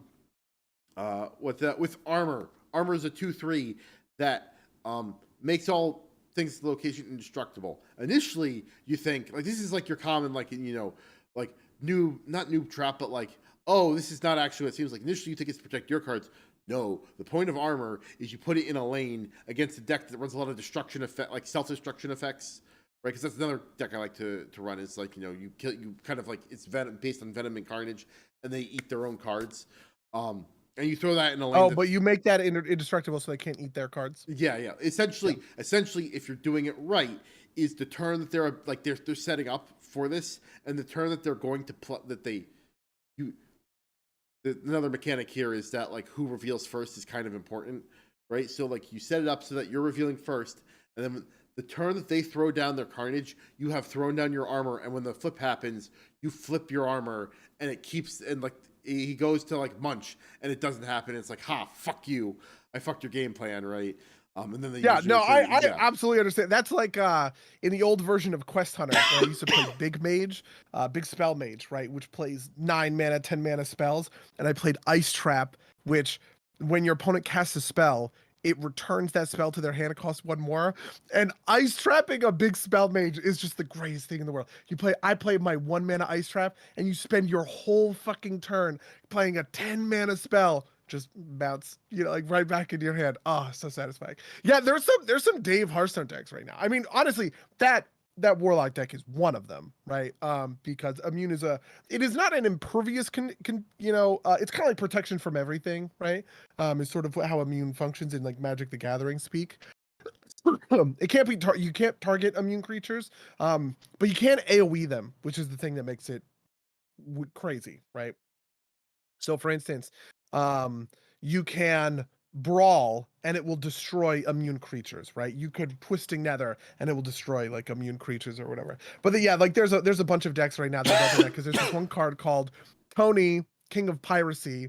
He's a troll pirate, and he has an aura effect that says both players' decks are swapped, right? So as long as he is in play and like not silenced or whatever, that is the case, right? And there's a bunch of decks that use him, one of which is the Jailer. So the Jailer makes all your minions immune, but he destroys your deck. So what you do is you play Tony, you swap decks with your opponents, you play the Jailer, you kill their deck, and then you silence Tony, swap decks back, and now they have no deck, right? But the one that I was playing, which was truly hot garbage, was Tony Warrior, which is even dumber because Tony Warrior has they have a card called Fires of Zinashari, right? Which transforms your deck into random big minions that cost 5 or more, right? And kind of the idea is you're playing a warrior deck where you have all this like a control deck. You have all this removal, right? But now your opponent is out of stuff, and you just need to kill them by putting threats in the board. Boom, Fires of Zinashari, and you just start drawing threat after threat after threat, and you're always playing a big minion every turn, basically, right? But the thing that you do with the Tony is you play Tony, and then you fires their deck. So you just whatever their deck is, you just turn it all into these big ass minions, right? And then there's another card called Steam Cleaner that just says destroy all cards in a deck that didn't originate there, right? And then you like pop their deck out of existence. All of these are super dumb meme decks that like don't win games or whatever, but they are perfectly frustrating experiences because like Boy, I have won actually with the Tony combo a couple of times. I was actually surprised how efficient it was with Warrior. It's just that like 7 mana to like barely fuck with your opponent's game plan. They still have all the cards in their hand or whatever, and then you have to kind of win the game from that point. It's sort of hard, but it's very satisfying when they just don't have a way to come back from it. You kill their board, you drop Tony, you fires their deck, and they're just like, I don't know what to like. How do I follow up this? There's also a rogue deck that I like quite a lot, which there's a lot of bounce effects in Rogue where you bounce, replay shit. There's a card called Worgen Roadie who puts a 0/3 on your opponent's side of the board that says your opponent equips a random weapon. So the idea is you put a minion on their side of the board and then you break that minion in order to give yourself a random weapon, right? You know, kind of whatever. But the Rogue deck, you just keep playing the Worgen Roadies and bouncing them, and you fill their board with 0/3s. Oh, and they can't do anything. And you just kill them. That's amazing. I like that. I like that a lot. Yeah. But yeah, that was the big thing that I did with my week because I played a bunch of that. The other thing I want to recommend is I have recommended Hogue Law for a lot of like legal related video game stuff, like just to like listen to him. Or, yeah, he had a stroke, right? Yes, yeah. That's actually what I'm going to talk about. He had a stroke recently. He is better. He is back to doing some of his streaming stuff, but he recently did 2 longer streams basically about the experience of having a stroke. And like the first one, like if you're interested in that, I'd highly recommend it. And also like the first one is like, you know, basically what did he say? He said, I watched a movie with my kids and like, or I was having, I had this really bad headache and I was watching a movie with the kids and I was like having trouble getting up the stairs and I didn't know what was happening. And then like the next thing I remember is like I have like shots of like being in the hospital, right? Like I don't quite remember everything. Basically, it's like my wife, who comes on the cast and talks about her side of it as well as like my husband was like on the floor, just like laying there, and like he was telling me, she was like, I had a suspicion it was a stroke, and I told him to smile at me, and he smiled with half of his face, and I immediately ran and called 911, right? Like. Just kind of like that general knowledge type stuff, right? Like this is like, you know, the last question of actually, right? Like concerning real life skills, right? Like that's basically what this is like this is what it looks like when someone's having a stroke. This was my experience of having a stroke, right? He talked about how like he was basically delusional for a long period of it. Like he thought he was like going off to like a fantasy land every night, and like he had like and that like it was like a fantasy version of like upstate New York where he like, but he like knew he was in a hospital. It was like very like kind of dream level. And also like, you know, I have not like, he's like, I was having headaches all December and I don't have headaches anymore. That was probably a warning sign, right?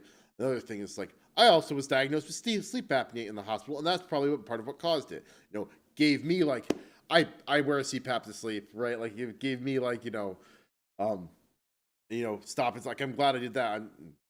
Famously, one of the guys from Giant Bomb died from sleep apnea complications. When I think when he died, he's like younger than he was younger than we are now. I think. Let me look that up. But like that was, I would do want to recommend that. I'll link that in the description if you're interested in watching any of that.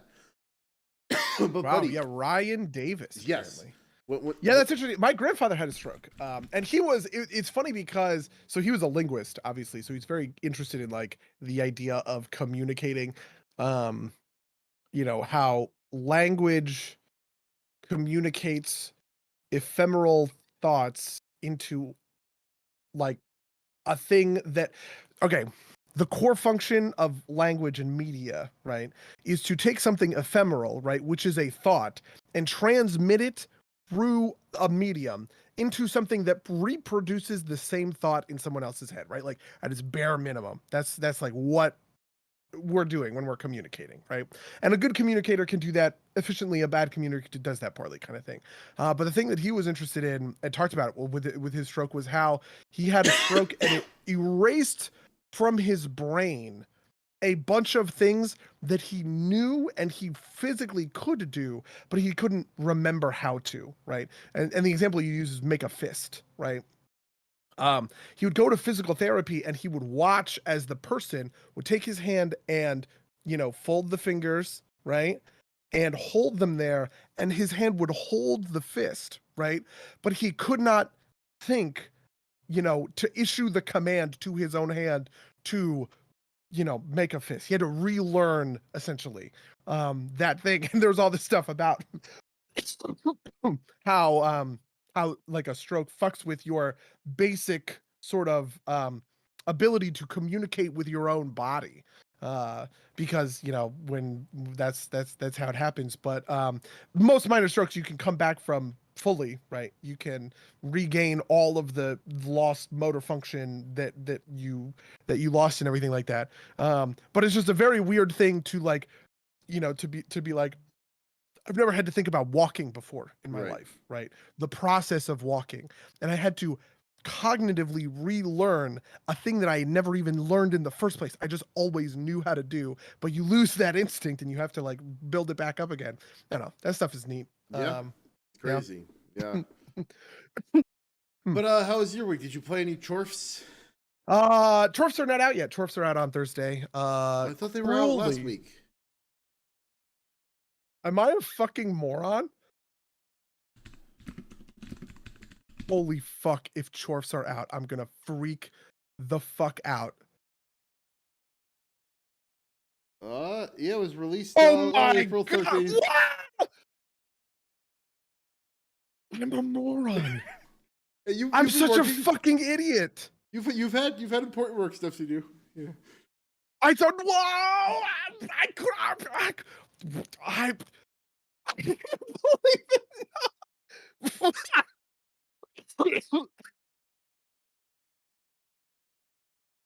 I can't believe this. I thought it was coming out the same day as Zoetti. I remember. Oh, I can't believe this. I thought it was coming out the same day as Zoetti. I'm such a fucking moron. Yeah, you know what it was? Honestly, it's because Zoetti was supposed to come out on the 13th and we pushed it back a week before we announced the release date. And then that must have been it. I'm such a fucking moron. Holy shit. Because I remember thinking, I was like, it's so cruel that Chorfs comes out the same day as fucking Zoetti. I'm so mad about that. Oh my God, it's been out this whole fucking time. They have funny hats. They do have funny hats. I love the Chorfs are like great meme content, I have found. Like there's the meme about labor, right? Which is just slaves, because like they take slaves, but and there was this whole thing where people were like, why can't they call them slaves or whatever? Which is like, first of all, people were assuming it was like a ratings thing or whatever. It's like, no, ratings had nothing to do with it. There's already slaves in the game. Dark elves take slaves, right? But the thing is that like dark elves have this like cruel malice and like impetus towards like sacrificing slaves, right? And like dominating these slaves. For the Chorfs, it's just they just need labor to build their machines, right? They just need a bunch of hobgoblins, right, to sit in a factory until they die, making rivets for their chaos trains. And I always thought that was very cool. I think that's like kind of evocative. Are they like Russian inspired? Because that feels very kind of like a million deaths is like a statistic type thing, right? Like this is kind of like the you could say that like a lot of peasants throughout history were effectively slave labor, but it wasn't quite that. It was just like pure disregard for them as people. They were just like kind of like things that did stuff, right? Like Oh yeah, I mean this is the difference between chattel slavery in the United States and chattel slavery in the Caribbean. I don't know how like black pilled you are on this shit. It is brutal. Yeah, like this, because the slave trade for sugar plantations was very different than the slave trade for cotton plantations, because in the South in the United States, essentially plantation owners realized that this is so dark. If two of your slaves get married and have a kid, they give birth to a new slave who you own, right? And that's more valuable actually than what was happening in sugar plantations, where in sugar plantations they just worked slaves for 22-hour days for 3 months out of the year, and most of them would die, and they would just buy new ones. And Yeah, that, the way I've heard it expressed is like, you know, like the mistake that people make is romanticizing it too much, but it's like, you know, you take care of your farm equipment type of deal, right? Like, and that was kind of like the attitude of the South, and like a lot of kind of like the kind of like worst racist parts are actually post-slavery, because like, you know, they're not farm equipment anymore, right? Like, and whereas like you said, like the Caribbean was just like wholesale like cruelty, because like, you know, there was just such supply that they didn't have to worry about it, right? Like, yep. Yeah, and also, you know, the demands of working in the Caribbean heat in the middle of like sugar season, it's just like I don't know. That's also why like some of the stuff like some of the colonization of Africa was like like you know, like Leopold, right? Like the Belgians in the Congo, right? Oh, like, yeah. Right, because like you're not even like there's no like transport, right? You were just like literally like taking natives and like, and there is some like like stuff there too. Like, you know, nothing's ever as simple as like, you know, like kind of like the top line stuff. Like the Belgians in the Congo were tremendously cruel, but like apparently the practice of cutting hands was like not a thing that the Belgians invented. It's a thing that was like in the area beforehand. Doesn't make it any less cruel, doesn't make it any better, but like, you know. Yep. Yeah. Oh God, that stuff is so brutal. Yeah. No. I mean, to answer your question, I don't know that the dwarfs are, or the chorfs, the chaos dwarves, are built on sort of like a Soviet sort of thing. But because you know, obviously the Russians in Warhammer are Kislev. oh right, yeah. But you know, they kind of have, you know, like it's weird because the chaos dwarves just haven't been in the game since like second edition or something. Oh really? Yeah. They just like they've just not been around. And so there's a lot of new stuff. This is sort of like uncharted territory, right? Which is why it's exciting for people. The Cathay were like not in the tabletop game at all, right? Like that was yes, also true. Yeah. Cathay was like alluded to. Right. It's sort of like in Pathfinder, like Tianjia was sort of like this for a long time, right? It was like alluded to, and then eventually it became like a whole thing. Cathay was alluded to, but never actually. Or it's like one of those things where like you could build your army and like dress them up like you imagine Cathay would be, but like it's not like they have special rules to support them, right? Like, yeah, and there's some stuff from like there were some like custom rules for certain, like, so for instance, I think in Norska there was rules for this, right? Like you could build a Warriors of Chaos army that was built around Norskan raiders, right? And they had custom stats and stuff. I think it was from the White Dwarf magazine, right? Which was the magazine about Warhammer stuff. It's essentially like, you know, making an archetype or something for like a D&D game or something like that. But and some of that stuff would eventually, like Wulfric the Wanderer, for instance, was the legendary lord in that White Dwarf magazine that like powered up these, you know, these like Norskan raiders, that kind of a thing. So yeah, you know, I'm excited. You know, the thing that excites me about Chaos Dwarves is it is exciting to play an evil race that builds stuff, right? One of the things, like, builds a real economy. One of the things that's a little frustrating in a lot of, you know, any of these kinds of 4X games, when you play evil, you tend to have your economy built on sort of this like slaving and raiding, right? Like when I'm playing Greenskins, right? It's all about raiding and sacking settlements, right? When I'm playing like Warriors of Chaos, right? Like yeah, exactly, right. Whereas when I'm playing dwarves, when I'm playing high elves, when I'm playing the Empire, right? The fantasy for any of these spots, right, is that you are building up your towns and villages, you're protecting them, they're the common people, you are the good guys, right? The forces of order in the world or whatever, and you are going to sort of take care of your population. The Chorfs definitely don't take care of their population, but they are very interested in building big, powerful cities that create a real economy.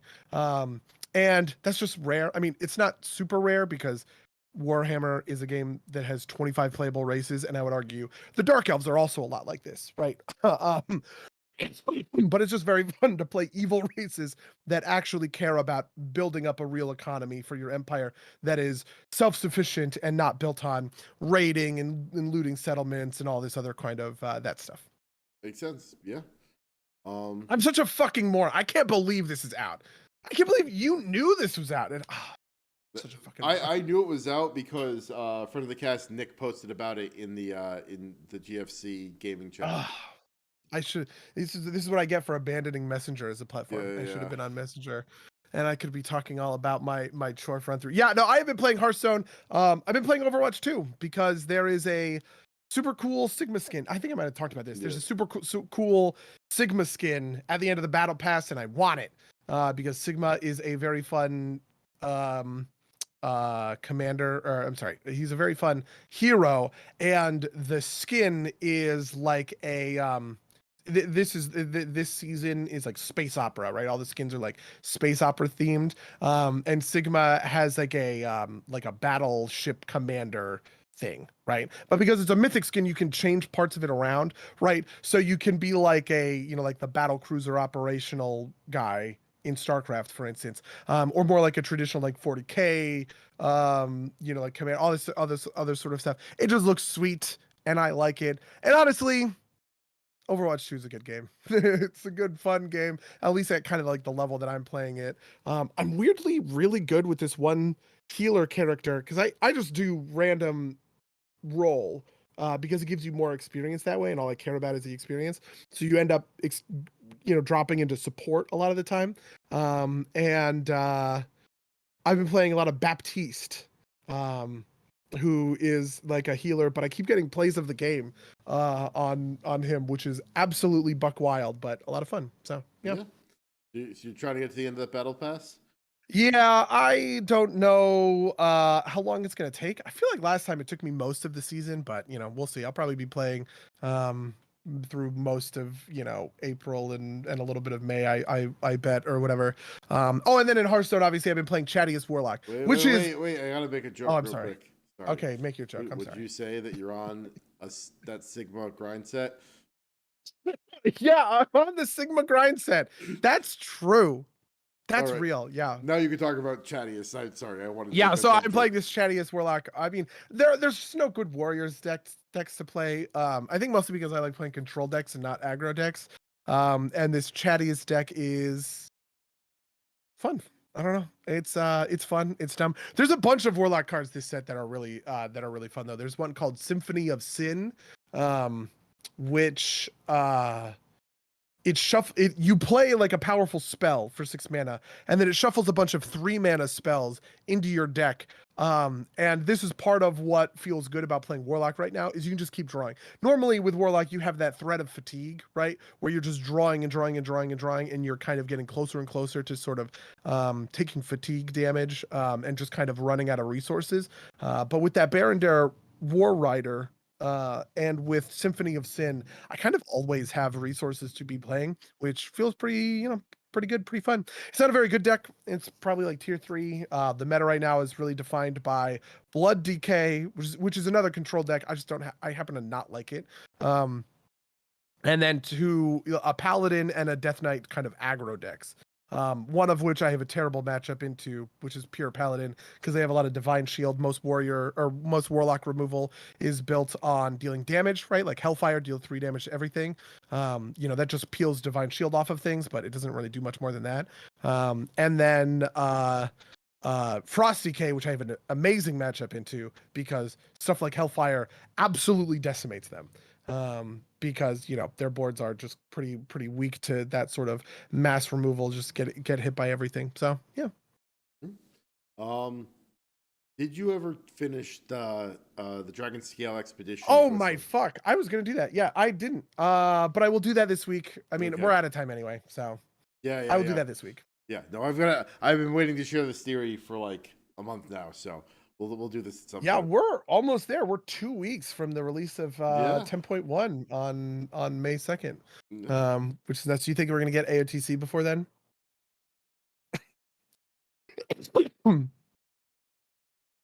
Maybe. I think it depends. Like, I think we need to like make a push to just do that. Like, we need to. I think we could, but I think it's most likely to happen on a Thursday. Louis says no. I think if we had a Thursday where we actually pushing Raz, I think we could do it. Just because it tends to be the people who are more dedicated and more focused. Yep. And I think that's like last Tuesday we like basically didn't do a lot. We could have we benched all the underperformers. That's basically what Thursday is. Modulo like one or two people that I'm not going to insult by saying them out loud on the podcast. And I think we're strong enough to carry those couple of people over the line. So I think we could get it done on a Thursday. But you know, that's they're like the first like a couple of weeks ago we did it on Thursday. We got basically through the first two phases, I think. Like I think we like saw like the second intermission, or like we kind of like drifted into second intermission once. And I think that like that's within reach, but like I agree with Lou that like I don't think on a Tuesday we're getting there. I think there is one speed bump sort of left, which is in that second phase. Killing the second barrier, right, that comes up. Which maybe we can get that done, but who knows? We'll see. Yeah, I'm interested. Raz is hard. Raz, I actually think is too hard, if I'm being completely honest with you. We talked a little bit about whether or not. So Luce's last week we couldn't even burn first intermission. Yeah, that's because it was a Tuesday and we had all the dead weight. I hate to put it that way, but you know. And also to be fair, like we have a new healer, friend of the cast, Mark, who is like way under leveled for it, but like still that's true. He saved my fucking. I mean, you were there. He saved my life with a paralysis, which was really funny. In the like, because I had gotten aggro. I had gotten aggro on one of these mobs, and he was chasing me down. He wanted my ass, and Mark paralyzed him, and I was just like, thank God, because I'm about to die. But you know, we'll see. We'll see. Yeah. But yeah, you want to talk about anything else, or should we jet out of here? No. Yeah, I guess we're good. All right. Well, if you'd like to email us about any of the things we talked about in this podcast, you can email us at derpsplaygames@gmail.com or podcast@derpsplays.com. Follow us at twitch.tv/derpsplaygames or youtube.com/@derpsplaygames, where these go out live. This is the point where I disclose that I work for Google, but not for YouTube. So there's that. You can rate, review us wherever you find podcasts. What else? We've got a Patreon. We've got a bunch of different stuff. That's everything I have. Buddy, you have anything else you're looking to promote? Zoetti comes out on Thursday, right? Zoetti comes out on Thursday. This is the big one. Yeah. So Zoetti, our turn-based poker sort of roguelike deck builder. Not even a deck builder, just sort of a roguelike. Comes out on Thursday. I'm going to be doing a big stream all day. I've told chat. I'm actually excited for this. So I have told chat, or the chat told me, they were like, I wonder if you could do all three without dying, right? Because there's 3 story mode sort of scenes, right? Before you kind of unlock what's called adventure mode, which is just sort of a randomized, right? A more typical sort of experience. There's no narrative, any of that stuff. Story mode is great. It's a lot of fun. And I feel like I'm pretty good at it, and I can beat it all in one go. I can do scene 1, scene 2, scene 3 without dying. Except for maybe in scene 3, because I keep losing in scene 3. So that's what we're gonna try and do on Thursday. Funnily enough, there is a channel point reward for Buddy Must Die. Which is just, like people who are watching the Twitch stream can, like do the channel point thing. It's a bunch of channel points, like 2,000 channel points or whatever. But I am adding on Thursday, Buddy Must Live, so that chat can war with me on whether or not they want to, they want to end my run. People can swoop in and save the run, or they can damn it to oblivion. And so we'll see how that goes. I'm excited. All right. Yeah, sounds exciting.